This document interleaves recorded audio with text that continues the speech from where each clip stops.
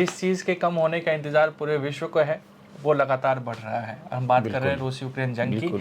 1000 दिन उसके पूरे हो गए हैं और कहीं ना कहीं जिस तरीके से यूक्रेन ने अमेरिका से इजाज़त मिलने के बाद जो मिसाइलें थीं उसको रूस पे दागा है, उसके बाद से रूस बौखला गया है। बिल्कुल। अब पुतिन किस तरीके से जवाब देते हैं इसको लेकर पूरी दुनिया इंतज़ार कर रही है। ऐसे में बड़ा सवाल ये है कि क्या पुतिन अपनी रणनीति में कोई बदलाव करने जा रहे हैं? क्या पुतिन कहीं ना कहीं कोई ठोस कदम उठाने की कोशिश कर रहे हैं? और अब अगर कोई इस एक्शन का रिएक्शन होता है तो दुनिया पर क्या असर पड़ेगा? बिल्कुल अंकित, हमने पहले इस पर बात की थी, जहाँ पर आपने बिल्कुल सही कहा 1001 दिन आज हो गया इस पर, और दुनिया तो ज़रूर देख रही है। ख़ास करके हमने पहले भी कहा था कि जो अभी ट्रंप एडमिनिस्ट्रेशन आ रहा है उसको देख करके आप देखिए पूरा यूरोप और जेलेंस्की तो बिल्कुल उनको समझ नहीं आ रहा है कि अब आगे क्या करें, कैसे करें। और काफ़ी महीनों से, देखिए महीनों का मैं कह रहा हूँ, साल से जेलेंस्की कहते आ रहे थे कि उनको अमेरिका परमिशन दे कि जो उनके वेपन्स हैं, हथियार, जो लॉन्ग रेंज मिसाइल्स हैं, उनको इस्तेमाल करे रूस के अंदर। क्योंकि अभी तक यही था कि जो यूक्रेन के इलाके हैं जिनमें रूस है, आ चुका है, अंदर घुस चुका है, वहाँ पर इस्तेमाल कर सकते हैं, लेकिन रूस के अंदर नहीं कर सकते। और इसलिए रूस के अंदर के लिए ये अपने बनाए हुए ड्रोन्स, ऑफ कोर्स टेक्नोलॉजी उन्होंने ली थी नाटो से, लेकिन अपने यहाँ बनाया, सस्ते बनाए, अच्छे बनाए, उनका उन्होंने इस्तेमाल किया रूस के अंदर, लेकिन बहुत कुछ नहीं कर पाए।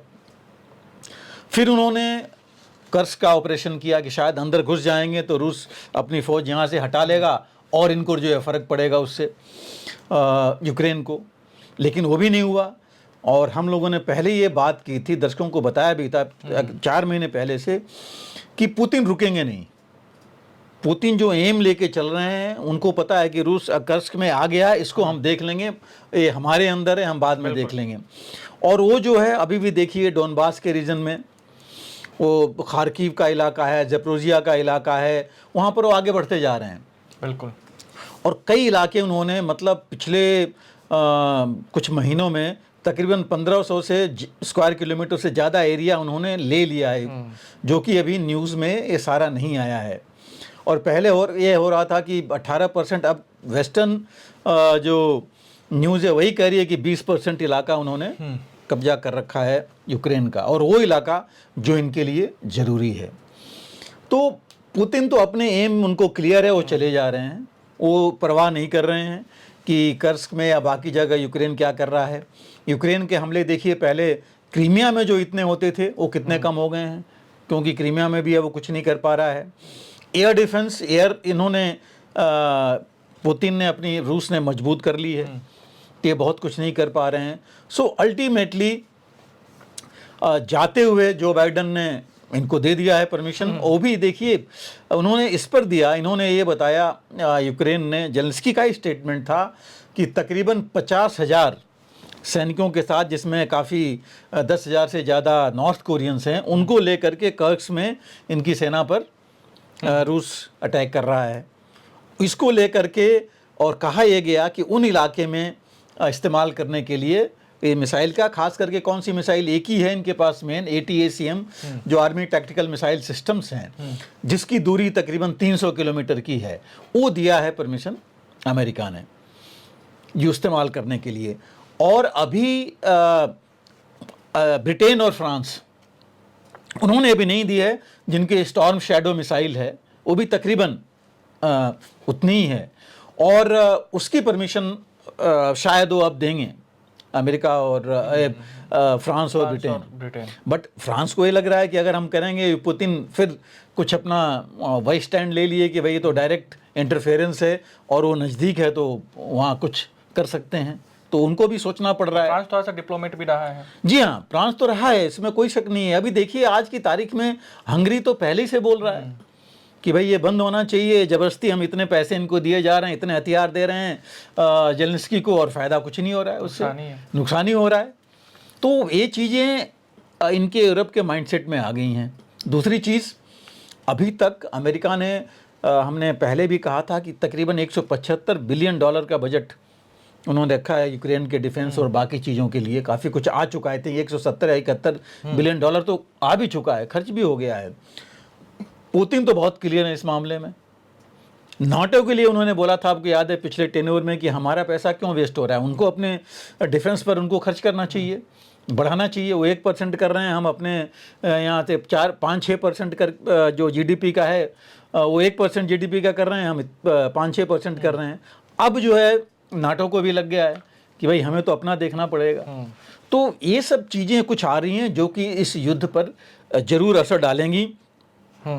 और यूक्रेन देखिए एक तरह से अभी रेसिस्टेंस पर है, मतलब प्रतिरोध कर रहा है।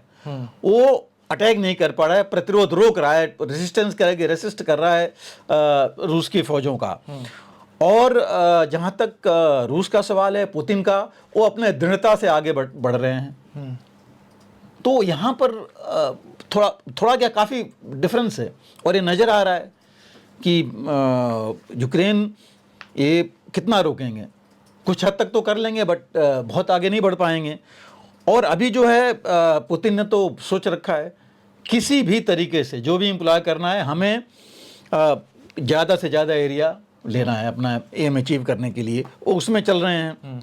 अभी देखिए 19 तारीख को संडे को उन्होंने सबसे ज़्यादा, मतलब 1000वें दिन मिसाइल और ड्रोन्स उन्होंने फायर किया और बहुत नुकसान किया उन्होंने।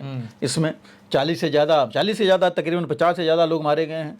और मैक्सिमम टारगेट इनका एनर्जी सेक्टर और इंफ्रास्ट्रक्चर हो रहा है। तो ये तो बहुत ज़्यादा ही इनके ऊपर नुकसान हो रहा है। काफ़ी सिविलियंस मरे हैं इसमें। शाहिद और बाकी ड्रोन्स का इस्तेमाल किया, एयरक्राफ्ट का उन्होंने इस्तेमाल किया, मिसाइल्स उन्होंने एयरक्राफ्ट से दागे हैं वहाँ। तो बहुत ज़्यादा नुकसान हुआ है। देखिए सुमी रीजन था, वहाँ तो बहुत ज़्यादा हुआ है जहाँ इन्होंने टारगेट किया है, मेकोलो में, ओडेसा रीजन में। तो ये मतलब तबाही तो हो रही है वहाँ पर। और कर्स्क का जो है, अब चूँकि पहले काफ़ी बोलती थी वेस्टर्न मीडिया भी कि कर्स्क रीजन में पहुँच गए हैं, लेकिन कर्स्क में अभी क्या हो रहा है देखिए, ये हार रहे हैं। इनको मजबूरन ही इनकी सेना वापस भी नहीं आ पाएगी, मुझे लग रहा है कि वहीं ख़त्म हो जाएगी। तो डबल नुकसान हुआ है और खुद इनके देश में कहा जा रहा है ऐसी चीज़ें।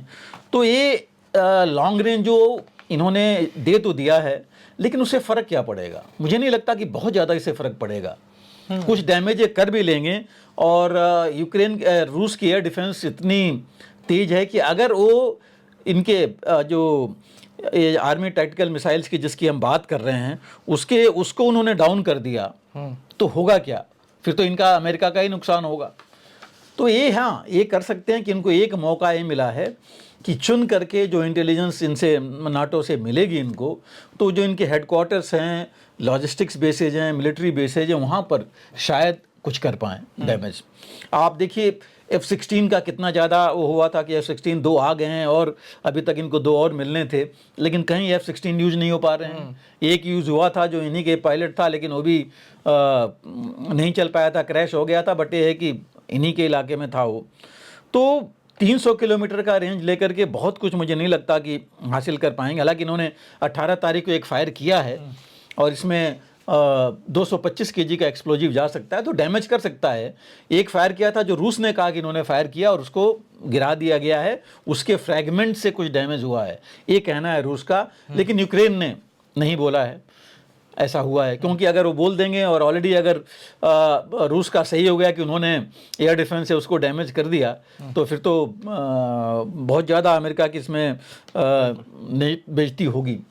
तो ये है कि ये हार्ड ग्राउंड पर हेडक्वार्टर्स वहाँ पर कुछ ये कर सकते हैं। और इसमें अमन अभी इसी की वजह से देखिए, जहाँ ये कुछ अटैक करते हैं, जैसे आपने कहा बिल्कुल सही कि जेलेंस्की या यूक्रेन कुछ करते हैं ऐसी चीज़ें, तो पुतिन फिर वो गुस्से में भर के ही उसका बदला लेते हैं। और वही देखिए ब्रियांस्क रीजन में इनके उन्होंने फायर किया और बहुत ज़्यादा डैमेज किया है। तो ये चीज़ें जो है वहाँ पर है। और पुतिन ने खुद बोला है कि एक तो बहुत सीरियस एस्केलेशन है कि हम इसका जवाब देंगे। तो अगर उन्होंने टारगेट करना शुरू कर दिया, कुछ नहीं, अगर वो ये कहेंगे कि लॉन्ग रेंज में अगर ये कर रहे हैं, तो हम भी लॉन्ग रेंज में नाटो के जो डिपोज हैं डायरेक्ट नाटो पर नहीं करें, वो कहेंगे ठीक पोलैंड में, फ्रांस में, कहीं भी जो डिपोज हैं जहाँ से हथियार सप्लाई हो रही है यूक्रेन को, वहाँ अगर टारगेट करने लगेंगे तो और मुश्किल हो जाएगा, एस्केलेशन तो होगा ही। दूसरी चीज़ यही अगर है तो पुतिन हाइब्रिड वारफेयर में भी आगे हैं। आपको पता है, हम लोग ने दर्शकों को बताया भी था 1 महीने पहले, रादर 2 महीने की, जो 1 महीने पहले ही, कि कई जगह, कुछ जगह पार्सल बम्स फटे थे पूरे यूरोप में। ऐसी घटनाएं अगर होने लगी तो और मुश्किल हो जाएगा। कई जगह मॉल्स में काफ़ी विस्फोट हुए थे, तो ये चीज़ें भी करने में वो सक्षम है। तो इससे जो है आप समझ सकते हैं कि कितना फ़र्क पड़ जाएगा। और ये ऐसा नहीं है कि अभी देखिए उनको परमिशन तो मिल गई, बट कब तक यूज़ कर पाएंगे? बिल्कुल। जो बाइडन तो अभी जाते जाते उनको दे गए हैं, और कितना यूज कर पाएंगे? एग्जैक्टली 2 महीने में कितना यूज़ कर पाएंगे, कैसे यूज कर पाएंगे, और लिमिटेड है, ऐसा नहीं है कि बहुत ज़्यादा है। तो ये इतना आसान नहीं है, मुश्किल नहीं है। और हालांकि जेलेंस्की ने बोला है, अभी भी देखिए उनका स्टेटमेंट G20 में इन्होंने बोला है कि भाई पुतिन अपने आप नहीं रुकेंगे, उनके ऊपर दबाव डालना पड़ेगा। और दबाव का इनका मतलब है कि आप लॉन्ग रेंज वेपन्स दीजिए उनके ऊपर, जितना उनका नुकसान होगा तभी जो है वो रुकेंगे। तो किसी न किसी हद पर तो रुकना या उनको रोकना चाहते हैं। लेकिन हमने जैसे कहा कि जो हिस्ट्री हमने देखी इन 2 सालों में, 1000 दिन में, पुतिन पर जहां उन्होंने ज़्यादा टारगेट किया वो डबल इनका नुकसान करते हैं। तो पुतिन इस तरह से नहीं रुकेंगे। और अभी क्या, जैसे मैंने कहा कि इससे अगर जेलेंस्की समझते हैं कि सिर्फ एक मिसाइल्स कुछ ले करके और रूस के में डीप अगर ये करेंगे, वहाँ पर अटैक करेंगे, तो मुझे नहीं लगता कि रोक पाएंगे रूस को। और अगर ये ऐसा करेंगे और अगर डैमेज हुआ रूस के अंदर, तो फिर पुतिन और ज़्यादा बदला लेंगे। और जिसका नुकसान इनसे ज़्यादा, अगर जैसा उन्होंने कहा है वो एस्केलेशन मानेंगे, तो ये जो है इनको यूरोप में भी इसका नुकसान होगा। बिल्कुल, किसी भी तरीके से वो करा सकते हैं। अभी इनका एक ये भी कहना है कि इसके जो इनके जो एयर डिफेंस है रूस का, उसको टारगेट किया जाए, बट इतना आसान नहीं है, क्योंकि उनके अंदर घुस कैसे जाएंगे आप? इनके पहली बात तो आप इस्तेमाल नहीं कर सकते इनके। पावरफुल एयर डिफेंस है उसका। बिल्कुल, काफ़ी ज़्यादा है, काफ़ी पावरफुल है। उन्होंने तो हाँ, ये जरूर पड़ेगा कि रूस को अपने एयर डिफेंस पर और ज़्यादा डिप्लॉयमेंट करना पड़ेगा, वो एक चीज़ ज़रूर पड़ेगी। अब उसमें एक जो बात आपने कहा कि उसको उन्होंने अपनी बदलाव किया है, बदलाव देखिए उन्होंने अपने न्यूक्लियर डॉक्ट्रिन में किया है। न्यूक्लियर डॉक्ट्रिन में उन्होंने अब जो चीज़ ऐड की है कि अगर कोई देश जो एक अटैक कर रहा है रूस के ऊपर, और वो उसमें और ग्रुप हैं, कुछ और भी देश हैं, हिंट तो उनका यही था कि जैसे नाटो है, अगर यूक्रेन के साथ मिलकर अटैक कर रहा है, अगर वो देश न्यूक्लियर हैं, न्यूक्लियर पावर हैं, तब अगर नुकसान होता है रूस का तो रूस न्यूक्लियर पावर इस्तेमाल करेगा। दूसरा उसने ये भी कर दिया है, पहले होता था कि नॉन न्यूक्लियर जो देश हैं उन पर आप अटैक नहीं करेंगे, न्यूक्लियर अटैक। अब उन्होंने बदलाव किया है कि नॉन न्यूक्लियर देश भी होंगे, जैसे यूक्रेन है, लेकिन अगर वो डैमेज बहुत ज़्यादा कर रहे हैं तो उन पर जो है ये न्यूक्लियर बिल्कुल यूज़ कर सकते हैं। और रूस के उनकी पॉलिसी में भी था, हमने पिछले साल शुरू में भी दर्शकों को बताया था कि जो 9वीं पॉलिसी है, 9 इनकी है पॉलिसी, 9th ये है कि अगर पुश टू द वॉल, अगर मतलब लगा कि बहुत ज़्यादा हो गया है, तो यूक्रेन जो है न्यूक्लियर ऑप्शन पर जा सकता है। बिल्कुल। तो ये जो चीज़ है उन्होंने बड़ा क्लियर कहा है कि large conventional attack by non nuclear state. तो अगर कोई करता है, इतना बड़ा हमला करता है नॉन न्यूक्लियर, तो वहाँ भी जो है वो न्यूक्लियर उसके ऊपर अटैक सोच सकते हैं और कर सकते हैं। तो ये उन्होंने बदलाव किया है। हालांकि आप देखिए G20 में अभी लारो भी थे, इनके फॉरेन मिनिस्टर, और उन्होंने वहाँ भी कहा है कि हम न्यूक्लियर वॉर नहीं चाहेंगे कि बढ़ जाए। तो वो जो है उन्होंने वहाँ कहा जरूर है, लेकिन पॉलिसी बदलाव का तो मतलब यही है कि एक संदेश जा रहा है, भाई संदेश देने की कोशिश। बिल्कुल, उनका यही है कि भाई हम ऐसा कर सकते हैं। और इससे पहले देखिए 2-3 बार उन्होंने अपने न्यूक्लियर फोर्सेज को अलर्ट पर किया था, न्यूक्लियर एक्सरसाइज भी की थी रूस ने पूरी, उन्होंने अपने न्यूक्लियर जो भी कमांड पोस्ट थे सारी टेस्ट किया था उन्होंने, तो तैयारी उन्होंने पूरी कर रखी थी। तो ऐसा नहीं है कि अगर हम सिर्फ कहें कि हर बार वो ऐसे ही बोलते ही जा रहे हैं, जो हमें अमेरिका ने और बाकियों ने कहा है कि रिटोरिक है, कि मतलब ऐसे बोलते रहते हैं, लेकिन तैयारी तो उन्होंने कर रखी है। दूसरी चीज़ ये है कि ये जो बाकी ग्रुप्स हैं उनको हथियार एम्युनिशन ज़्यादा दे करके अमेरिका को एंगेज कर सकते हैं। आप ईरान ले लीजिए, हिजबुल्लाह, हाउतीज़, इनको जो है ये हथियार और एम्युनिशन दे सकते हैं, तो जिससे कहीं ना कहीं अमेरिका एंगेज रहे। वही चीज़ जो है कई फ्रंट्स खुल जाएंगे अमेरिका के लिए भी। तो ये जो है मुझे नहीं लगता कि इससे बहुत ज़्यादा कुछ फ़र्क पड़ेगा, हालांकि ये अपने आप ही अपना नुकसान कराएंगे। और मेन जो चीज़ें हैं उसको लेकर के इनको चलना चाहिए था, यूक्रेन को और जेलेंस्की को, कि अगर ऑलरेडी पुतिन बोल चुके हैं ट्रंप के इलेक्शन के बाद कि हम जो है नॉर्मलाइज करना चाहेंगे रिलेशंस अमेरिका के साथ, उस बात को लेके आगे बढ़ना चाहिए था कि कहीं ना कहीं टेबल पर बैठे हैं, बात करें। और अभी देखिए डर तो इस हो गया है ऑलरेडी यूरोपियन यूनियन में। आप देखिए स्वीडन, फिनलैंड, नॉर्वे, डेनमार्क, ये तो ऑलरेडी अपनी तैयारी कर रहे हैं, अपने लोगों को इन्होंने पैम्फलेट्स तक बांटे हैं। डेनमार्क वगैरह में देखिए, स्वीडन में 5 लाख से ज़्यादा पैम्फलेट उन्होंने बांटा है लोगों को, कि कैसे अगर कोई अटैक होता है, चाहे वो साइबर अटैक है, चाहे लड़ाई होती है, एक्चुअल लड़ाई होती है, नेचुरल डिजास्टर्स है, क्योंकि ये सारे फॉर्म हो गए हम लड़ाई के, तो कैसे अपने आप को रोकेंगे? क्योंकि उनको अब डर लग रहा है कि पुतिन हो सकता है इन सब चीज़ों का सहारा लें। बिल्कुल। तो ये सब चीज़ें भी आगे बढ़ रही हैं। जो आप बात कह रहे थे कि क्या कुछ और स्ट्रेटजी कर सकते हैं, तो ये भी एक स्ट्रेटजी है जिसमें वो जा सकते हैं। और ये सारे स्टेट जो हैं, फिनलैंड देखिए, फिनलैंड तो अभी मेंबर बना था और वो रूस के साथ अपने बॉर्डर पर 200 किलोमीटर की फेंस बना रहा है, जो कि वो वॉल, एक तरह से बॉर्डर वॉल बना रहा है, जो 2026 में कंप्लीट होगी।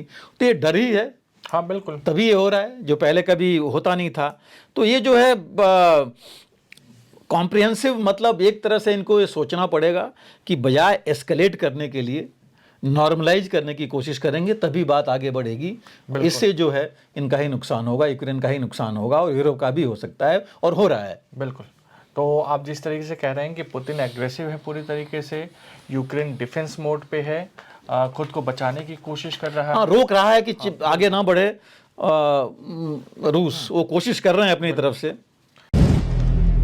अगर आप भी लेना चाहते हैं देश दुनिया की तमाम जानकारी, तो आज ही सब्सक्राइब करें हमारे चैनल को। साथ ही नीचे दिए बेल आइकन को जरूर दबाएं ताकि हर अपडेट आप तक पहुंच सके।